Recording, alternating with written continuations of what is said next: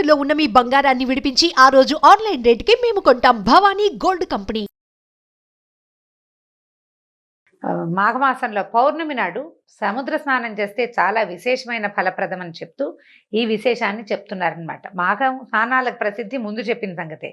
నిజానికి మకర సంక్రమణం జరిగింది మొదలు కుంభ సంక్రమణం వరకు జరిగే మధ్యలో ఉండే కాలం కాలం మాఘమాసం అని చెప్తారట. అంటే పూర్వం ఇది పాటించే వాళ్ళేమోనండి. మనం ఇప్పుడు ఏం చేస్తాము, మాఘ పౌర్ణమి పాడ్యమి నుంచి అమావాస్య వరకు మనం మాఘమాసంగా భావిస్తాం. అయితే మకర సంక్రమణం దగ్గర నుంచే అని చెప్తున్నారనమాట. అక్కడి నుంచి కుంభ సంక్రమణం వరకు ఉండే మధ్యకాలము అని. రామీ సిల్క్స్ స్వచ్ఛమైన మన దేశ పట్టుతో సాంప్రదాయానికి అనుగుణంగా మన రామీ సిల్క్స్. ఇది ఒక లెక్క. మరి పవిత్ర స్నానాలు పౌష్య శుక్ల పౌర్ణమితో మొదలయ్యి మాఘ శుక్ల పౌర్ణమితోటి ముగుస్తాయట. చాంద్రమానాన్ని అనుసరించే వాళ్ళకి ఈ మాఘమాసం పౌష్య బహుళ అమావాస్యతో ప్రారంభమయ్యి మాఘ బహుళ అమావాస్యతో ముగుస్తుంది. ఈ మాఘమాసం మొత్తం పవిత్ర స్నానాలు చేయటం విశేషం. కానీ అంటే ఇది విశేషమే కానీ అయితే ఈ యాంత్రిక జీవనంలో అదంతా సాధ్యం కాదు. ఇప్పుడు మనం చేయలేకపోతాం కాబట్టి కనీసం పౌర్ణమి నాడైనా నదీ స్నానం కానీ సముద్ర స్నానం కానీ చేస్తే మాఘమాసం మొత్తం పవిత్ర స్నానాలు చేసిన ఫలితం లభిస్తుందట. ఎందుకంటే ఈ మాఘ పూర్ణిమని మహామాఘి అంటారు. సంవత్సరంలో వచ్చే 12 పూర్ణిమల్లోనూ మాఘ పౌర్ణిమ అత్యంత పవిత్రమైనది, విశేషమైనది అట. ఈ మహామాఘి శివకేశవులిద్దరికీ ప్రీతికరమైంది. అందుకని ఈ మాఘ పౌర్ణమి నాడు తప్పనిసరిగా సముద్ర స్నానం చేయాలి అని చెప్తారు. కార్తీక మాసాల్లో కూడా కార్తీక స్నానాలు కూడా సముద్ర స్నానాలు చెప్తారండి. మాఘం బహు విశేషమైంది, ఎందుకంటే ఇది శివకేశవులిద్దరినీ ఆరాధిస్తారని చెప్తున్నారనమాట. సముద్ర స్నానం ఎందుకంటే నదీనాం సాగరోగతి అన్నారు. ఎలా అంటే నదులన్నిటికీ సాగరమే గతి. మనం ఇంకో శ్లోకం చెప్తాం, ఆకాశాత్ పతితం తోయం సాగరం ప్రతిగచ్చతి అని.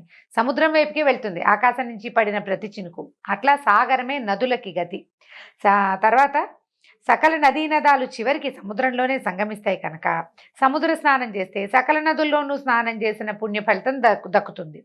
ముఖ్యంగా సముద్రుడి ప్రత్యేకత ఏంటంటే ప్రతినిత్యం సూర్యకిరణాల వల్ల ఎంతో నీరు ఆవిరవుతున్నప్పటికీ సముద్రం తాలూకు పరిమాణం కొంచెం కూడా తగ్గదు. అనుక్షణం నీళ్ళు ఆవిరైపోతూనే ఉంటాయి, అయినా సరే సముద్రం తగ్గదు.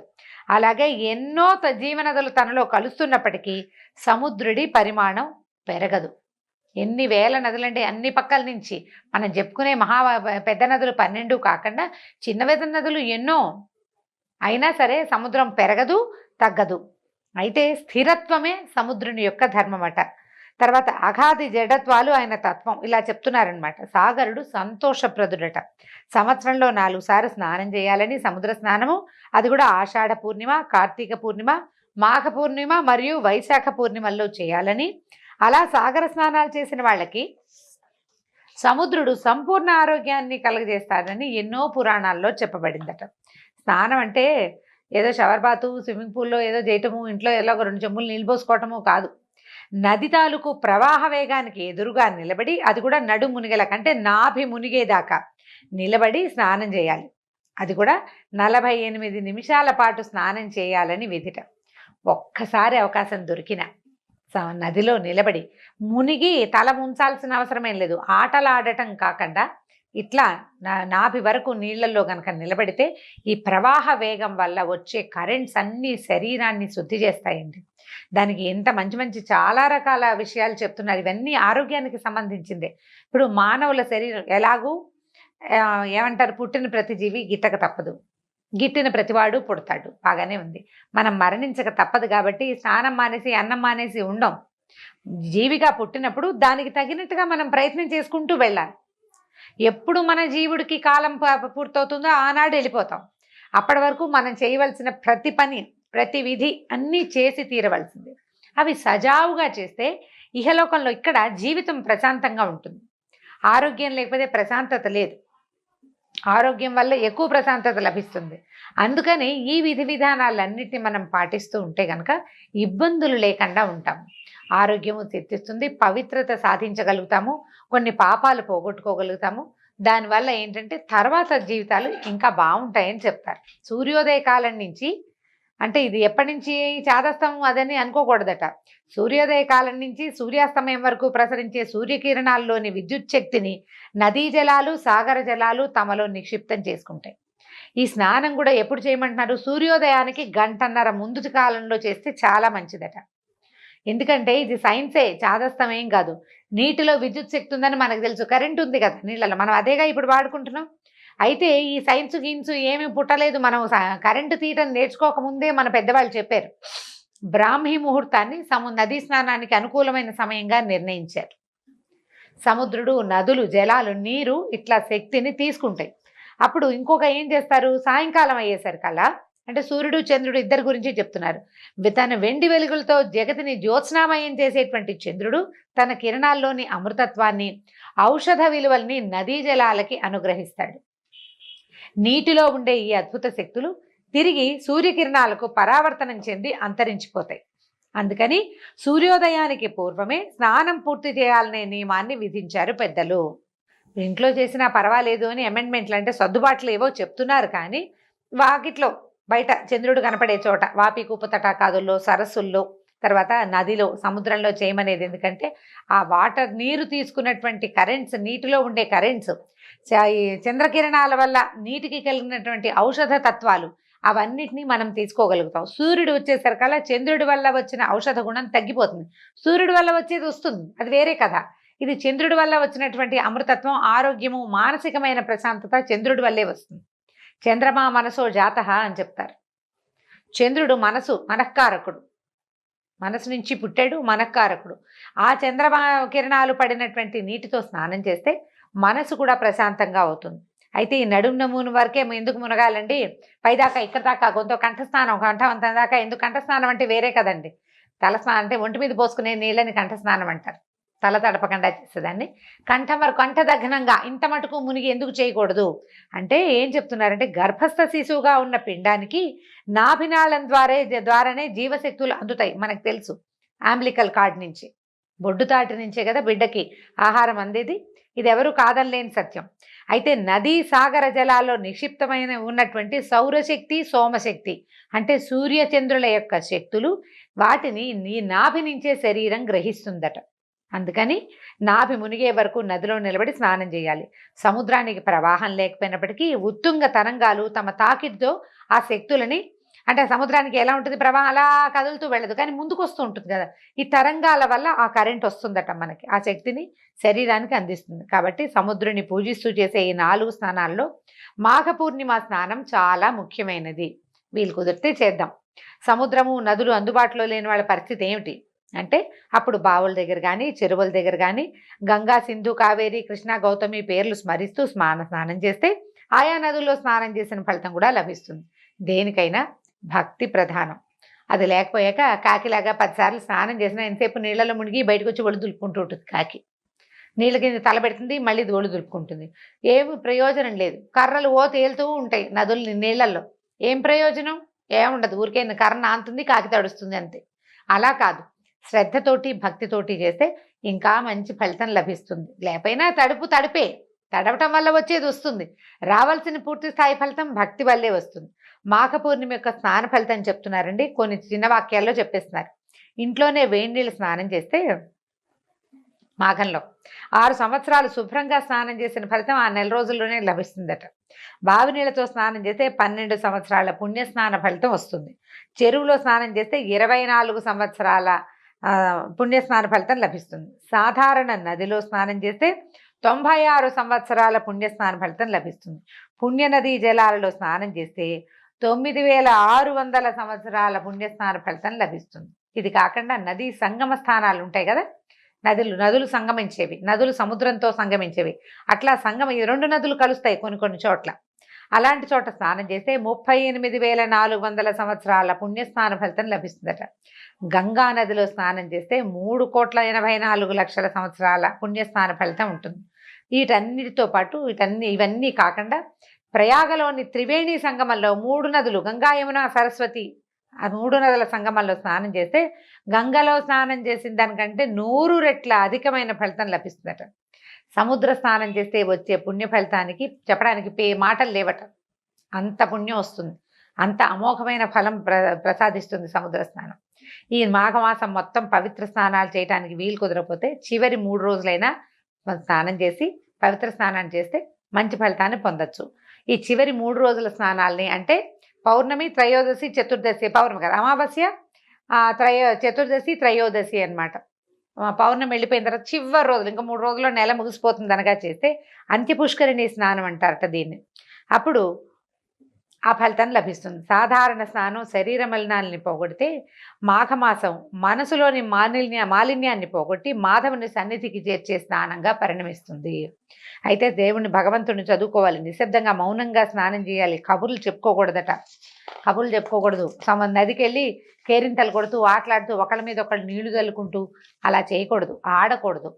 తర్వాత స్నానం అయిన తర్వాత ఆ సూర్యుడికి అర్ఘ్యప్రదానం చేయాలి, దండం పెట్టుకోవాలి. ఏం చెప్తామంటే, ఓ పరంజ్యోతి స్వరూపుడా నాయన ప్రత్యక్ష నారాయణమూర్తి, నీ తేజస్తోటి నా పాపాలన్నీ 1000 తునాతునకలై ప్రక్కలైపోయి ఈ నీళ్లలోనే పడి నశించిపోవాలి.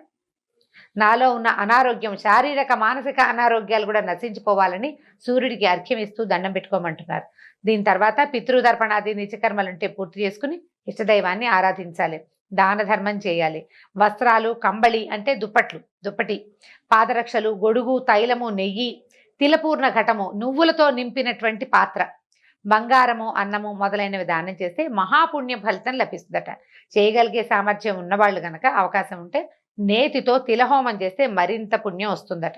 మామూలుగా తిలలు చాలా మంచివి, కానీ ఏమంటే నువ్వులు ముట్టుకోకూడదని అలా అనుమానాలు ఉంటాయండి. శనివారం ముట్టుకోకూడదు, శుక్రవారం ముట్టుకోకూడదు, చాలా ఉంటాయి. సాక్షాత్తు శనేశ్వర స్వరూపం అని అదని భావిస్తాం, అలా అది చాలా తప్పట. విష్ణుమూర్తి యొక్క స్వేద బిందువులే తిలలట. తిల ఎట్లా జన్మించిందంటే విష్ణుమూర్తి యొక్క స్వేద బిందువు నుంచి జన్మించిందట. సాక్షాత్ విష్ణు రూపాలు, ఈశ్వర ప్రతీకాలు. అందుకని శివుడికి ఏం చేస్తారు, ఏకాదశి రుద్రాభిషేకం చేసేటప్పుడు తిలలతోటి అభిషేకం చేస్తారు. ఒక అభిషేకం తిలలతోటి చేస్తారు. తిలలకు అంత విశిష్టమైన స్థానం ఉంది. అయితే ఈ మాఘమాసాలు ఏం చెప్తారంటే, ఈ నెల రోజులు 1 వంతు చక్కెర, 3 వంతులు తిలలు అంటే 3 స్పూన్లు నువ్వులు కనుక వేస్తే కాస్త వేయించి ఓ స్పూన్ పంచదార వేసి దాన్ని కొద్దిగా గ్రైండ్ చేసి నువ్వుల పొడి అది ఎవరికైనా పెట్టడం, అది ప్రసాదంగా పనిచేస్తుంది అనమాట. విష్ణుమూర్తికి నివేదన చేయటము, ఆ తర్వాత ప్రసాదంగా పంచిపెట్టమంటున్నారు. తిలపాత్ర దానం చేయటం కూడా చాలా మంచిది. అంటే ఒక చిన్న రాగి పాత్ర తీసుకుని నిండా తిలలు, నువ్వులు పోసి పైన ఒక చిన్న బంగారపు నలుసు పెట్టమంటున్నారు శక్తి అనుసారం. ఇప్పుడు గ్రాము కూడా పెట్టలేని పరిస్థితికి వచ్చేసామండి మనం, బోళ్ళంత ఖరీదైపోయింది. పెట్టగలిగితే పెట్టటము, లేదా ఒక పండు తాంబూలం పెట్టి ఎవరికైనా ఇవ్వండి అని చెప్తున్నారు. తిలపాత్రని బ్రాహ్మణుడికి దానం చేస్తే మనోవాంఛితం నెరవేరుతుందట. ఇది జాతకరీత్యా ఏమైనా శని దోషము, పీడ అవన్నీ ఉంటే అవి నశిస్తాయట. ఆఖరి మాట ఏం చెప్తున్నారంటే, మాఘమాసం 4 రోజులు పవిత్ర స్నానాలు చేయాలని, ముఖ్యంగా మాఘ పౌర్ణమి నాడు సముద్ర స్నానం చేయాలని చెప్పుకున్నాం కదా. పూర్ణిమకి సముద్రానికి సంబంధం ఏమిటి అనేది చివరి 2 వాక్యాల్లో చెప్తున్నారు. ప్రతి పూర్ణిమకి, అమావాస్యకి సముద్రానికి పోటు ఎక్కువగా ఉంటుంది.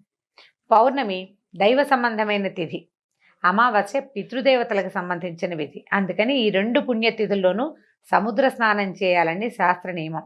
ఇది కూడా మళ్ళీ చీకటి పడ్డాక చేయకూడదండి, వెలుగుండగానే చేయాలి. మామూలుగానే సాయంకాలాలు సముద్రాలకి ఆటుపోట్లు ఎక్కువ అవుతాయి.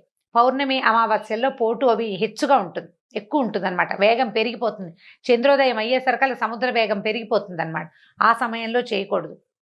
పౌర్ణమి రోజుల్లో సాయంకాలాలు చీకటి పడ్డాక ఎప్పుడు సముద్ర తీరాల్లో ఉండటం ఏమంత మంచిది కాదు. మన పాత పెద్దవాళ్లే చెప్పేవాళ్ళు, ఇప్పుడు అసలు మంచిది కాదు. కాబట్టి పగటి వేళల్లోనే చేయాలి. జ్యోతిశాస్త్ర రీత్యా పూర్ణిమ తిథి నాడు రవిచంద్రులు ఒకరికొకరు సమసప్తక కేంద్రగతులై పరస్పరం వీక్షించుకుంటారు. వాళ్ళిద్దరూ కరెక్ట్గా ఒక యాంగిల్లో కలుస్తారనమాట. ఆ తర్వాత అమావాస్య నాడు రవిచంద్రులు కూడా ఒకే కేంద్రంలో ఉంటారు. కాబట్టి ఇది వాళ్ళిద్దరికి ఉన్న సంబంధం. సూర్యుడు చంద్రుడు ఉన్న సమయంలో కనుక సముద్ర స్నానం ఆ రోజుల్లో కనుక చేస్తే ఆ ఇద్దరి తాలూకు ఫలితం లభిస్తుందని చెప్తూ వశిష్ఠ మహర్షి ఈ కథని, ఈ విషయాన్ని మన దిలీప మహారాజుకు తెలియజేశారు. ఈ సందర్భంలో ఈ గంగా స్నానము, సముద్ర స్నానము లేదా గంగా సముద్రంలో కలిసే చోట స్నానం చేయటం ఫలితాన్ని గురించి చెప్తూ వశిష్ఠ మహర్షి ఒక విశేషమైన కథని దిలీప మహారాజుకు తెలియజేస్తున్నారు. అది ఏమిటట కథ? పూర్వము గృత్స్నమధుడు అనే మహర్షి జన్హు మహర్షి వీళ్ళిద్దరూ కలిసి మాట్లాడుకుంటున్నారట. మాఘమాస వ్రతం చేయటం వల్ల మనుషులకి జ్ఞానము, మోక్షము కలుగుతుందా అని అడిగితే కనుక జన్హు మహర్షి ఏం చెప్పారంటే, పూర్వం మాఘమాస వ్రతం ఆచరించడం వల్ల ప్రాణికి ఇహలోక పరలోక సుఖాలు కలుగుతాయి, వాళ్ళ కష్టాలు తీరుతాయి అని చెప్పి ఇలా చెప్పేవాళ్ళు పెద్దలు. అయితే సంతుష్టుడైన మానవుడు ఇంకా హరికి ప్రీతికరమైన వ్రతాలను కూడా చేసి జ్ఞాని ఏ సత్కర్మల్ని ఆచరించి ముక్తిని పొందుతాడు. మనం పెద్దవాళ్ళు చెప్తారు, మనం తెలుసుకుని ఏం చేస్తాము, పెద్దవాళ్ళు చెప్పారు కదా, ఏదో ఎన్నో కొన్ని ఆచరిస్తూ ఉంటాం కదా. అలా ఆచరించినటువంటి ఒక బ్రాహ్మణుని కథ చెప్తాను చూడమన్నాడు. ఏంటట, పూర్వం గంగా తీరంలో ఒక బ్రాహ్మడు ఉండేవాట. ఆయన వేదాంగాలు చదువుకున్నాడు, ఉత్తమశీలుడు, ఆచారవంతుడు, బహుబుద్ధిమంతుడు, నీతి, దయ, జ్ఞానము, ఇంద్రియ జయము అన్నీ ఉన్నాయి ఆయనకి. ఈయనకి చక్కగా ఉత్తమురాలైన ఒక భార్యమణి కూడా ఉంది. కానీ సంతానం లేదు చాలా సంవత్సరాల కాలం పాటు. అయ్యేసరికల్లా ఏ లోటు లేదు, కానీ ఇక పిల్లలు లేకపోతే ఎట్లాగా, అందుకని ఏం చేశాడంటే, గుణవంతుడైన ఒక్క పుత్రుడు కలిగినా చాలు, మనకు పిల్లలు కలగలేదని ఆవిడ చాలా విచారపడుతూ ఉండేట. మన వంశం ముందుకెళ్ళదా అని ఆయన దిగులు పడేవాడు. ఇక నేను అమ్మ అని పిలిపించుకోలేనా అని తల్లి బాధపడుతుండేది, ఆవిడ కూడా, ఆయన భార్య కూడా. అయితే ఏమనుకున్నారంటే, ఒకళ్ళతో ఒకళ్ళు మాట్లాడుకుంటూ ఆవిడంది, ఎవరైనా పెద్దవాళ్ళని అడుగుదాము, సంతానం కలగటానికి ఏదైనా ఒక సలహా తీసుకుని చేస్తే బాగుంటుంది అనేసరికల్లా, సరే బాగా ఆలోచించుకుని వీళ్ళు ఏం చేశారంటే, శ్రీమన్నారాయణమూర్తిని గురించి తపస్సు చేద్దామని భావించారు. పూర్వము మృకండ మహర్షి విష్ణుమూర్తిని అంటే ప్రార్థన చేసే కదా సంతానాన్ని పొందాడు. సంతానాన్ని ఎట్లా పొందాడు? విష్ణుమూర్తిని కాబట్టి ప్రార్థన చేశాడు, ఆయనకు ప్రార్థనకే ఆయనకి సంతానం కలిగింది. తర్వాత ఆ పిల్లవాడు మార్కండేయుడు అయ్యాడు, చిరంజీవి అయిపోయాడు కదా. కాబట్టి ఈ అవకాశాన్ని చూసుకుని మనం కూడా ఏదైనా తపస్సు చేద్దామని భావించారట. బ్రాహ్మడు అష్టాక్షరి జపం చేస్తూ విష్ణుమూర్తిని మనసులోనే నిలుపుకుని తీవ్రమైన తపస్సు చేశాడు. కొంతకాలానికి స్వామి ప్రత్యక్షమయ్యాట. చక్కగా వనమాలను ధరించి, శంఖచక్రాదులు ధరించి, మెడలో వనమాల, శంఖచక్రాలు ధరించి చతుర్భుజుడైన మహావిష్ణువు ఇతని ముందు ప్రత్యక్షమయ్యాట. ఈయన ఎలా ఉన్నాడంటే, మకర కుండలాలతోటి ధగధగాయమానంగా ఉన్నాడు. మా స్వామి మహాసౌందర్యవంతంగా ఉన్నాడు. అయితే లక్ష్మీ సమేతుడై గరుడారూఢుడై ఇక్కడికి వచ్చాడట. వచ్చినా సరే ఆయన తపస్సులో మునిగిపోయాడు. విష్ణుమూర్తి వచ్చి నుంచున్నా ఒళ్ళు తెలియటం లేదు ఆయనకి. అప్పుడు ఆయన నవ్వుతూ, విప్రా, నేను నీకు వరాన్ని వేయడానికి వచ్చాను, లేచి కళ్ళు తెరువు, నీకేం వరం కావాలో కోరుకోమన్నాడు. అప్పుడు ఈయన, అయ్యా నాకు ఒళ్ళు తెలియటం లేదు అని చెప్పాడనమాట. అప్పుడు భగవంతుడు ఏమనుకున్నాడంటే, నా కోసం తపస్సు చేశాడు, నేను రాగానే రెడీగా వరం అడిగేసేయాలి, అది కావాలి ఇది కావాలని అడగాలి. అయినా కూడా నిశ్చల చిత్తుడుగా ఉన్నాడు. భగవంతుడి దర్శనం అయినా కూడా ఇంకా ధ్యానంలోనే మునిగి ఉన్న ఈ బ్రాహ్మణుడికి అతను ఏది అనుకుంటే అది ఆ కోరిక తీర్చాలని భావించాడట. భావించి అతన్ని మనసు మరిలేటట్టుగా చేశాడనమాట. మనసు మరిలిపోయేటట్టుగా అతన్ని మాయలోంచి బయటపడేశాడు. ఈ భగవంతుడిని సాక్షాత్కరించినటువంటి విష్ణుమూర్తిని చూసేసరికి ఆ బ్రాహ్మణుడు ఎన్నో స్తోత్రాలు చేశాడు, ఎన్ని శ్లోకాలో చేశాడు, ప్రదక్షిణాలు చేశాడు, ప్రదక్షిణ నమస్కారం చేశాడు, పాదాలు పట్టి వదల్లేదు. స్వామి, ఇంత సులువుగా ప్రత్యక్షం అవుతావని అనుకోలేదు అని చాలా పరిపరి విధాలా ప్రార్థించాడు. ప్రార్థించాక ఆయన అడిగాడనమాట, నాయనా ఏమిటి నీకు, ఏం కోరికుంది, నీకే కావాలి అని అడిగేసరికల్లా ఆయన ఏం అడిగానంటే, నాకు నీ పాదాల మీద నిశ్చలమైన భక్తి, విష్ణుమూర్తి మీద భక్తి కావాలి. విష్ణుమూర్తి పాదాలని అటు ఇటు పోకూడదు నా దృష్టి, వేరే ఇతర దైవాల వైపు వెళ్ళొద్దు. భగవంతుని పట్ల భక్తి నీవు మొదటిది. తర్వాత ఏమో ఇహలోకంలో పరలోకంలో కూడా సద్గతికి కారణమైన పుత్ర సంతానాన్ని ఇచ్చి నాకు ముక్తిని ప్రసాదించు. నాకు గనక సంతానం కలకపోతే నాతో పాటు నా పితృదేవతలు కూడా మలమల మాడిపోతారు, అన్నోదకాలకి ఉండవు, నాకు అన్నోదకాలు ఉండవు, పితృదేవతలకి ఉదకాలు ఉండవు అని అడిగాడు. అడిగేసరికల్లా ఈయన ఏమన్నాడు, నువ్వు కోరినట్టే వరం ఇచ్చాను, నువ్వు చేసిన స్తోత్రం ఎవరైతే చదువుతారో వాళ్ళకు కూడా నీకు ఇచ్చిన వరము వాళ్ళకు కూడా ఇచ్చినట్టే అంత చక్కటి స్తోత్రం చేసావని ఆయన మెచ్చుకున్నాడు. అష్టోత్తర శతనామాలు చెప్పాడట బ్రాహ్మడు. సరే చెప్పి విష్ణుమూర్తి అంతర్ధానమైపోయాడు. ఈయన చాలాగా, అమ్మయ్య పోగొట్టుకున్న సొమ్ము దొరికిన వాడికి వచ్చినంత సంతోషం వచ్చిందట బ్రాహ్మడికి. ఇక నుంచి ఈ తపోభూమి నుంచి గబగబా ఇంటికి వెళ్ళిపోయాడు. కొంతకాలానికి ఆయన భార్య గర్భవతి అయింది. ఒక కుమారుడు కన్నాడు, పుట్టాడు. ఎంత చక్కటి వాడోట. పిల్లాడు ఎక్కువగా ఏడ్చేవాడు కూడా కాదు, బహుబుద్ధిమంతుడైన పిల్లవాడు. కాస్తంత 2 ఏళ్ళు 2వ ఏడు వచ్చింది, సంవత్సరం నిండి 2వ ఏడు వస్తే ఒకనాడు నారద మహర్షి వీళ్ళ ఇంటికి వచ్చారట. అయితే ఈ పిల్లాడు కొంచెం అప్పుడే తప్పటడుగులు వేస్తున్నాడు, కొద్దిగా అత్త తాత అంటున్నాడు. నారద మహర్షి పాదాలకు నమస్కారం చేసేసరికి ఆయన పిల్లాడిని ఇట్లా దగ్గరికి తీసుకుని, వీడు ఆయుర్దాయం 12 ఏళ్ళేరా నాయన అని చెప్పాడట. పిల్లాడు 12 ఏళ్ళే బతుకుతాడని చెప్పేసరికి నిర్ఘాంతపోయారు బ్రాహ్మడు భార్య. లేక పుట్టిన పిల్లాడు విష్ణుమూర్తిని ప్రార్థించి తపస్సు చేస్తే ఆయనంతటా ఆయన వరం ఇచ్చాడు. నీ మనసులో ఏదుందో అది నీకు ఇచ్చేస్తానన్నాడు. ఆ ఇచ్చేసిన వరం అల్పాయుష్కుడైన కొడుకైపోయాడే అని ఎంతో ఏడ్చారు. చాలా దుఃఖం. అన్నం సహించేది కాదట. ఎప్పుడూ విచారమగ్నులుగా ఉండేవాళ్ళు. అయితే కొన్నాళ్ళకి ఏమనిపించిందంటే, నేను ఇంత తపస్సు చేసి పిల్లాన్ని పొందితే చివరికి వీడు ఇలాగే ఉంటాడు, విద్యాభ్యాసం చదువు కూడా పూర్తవదు.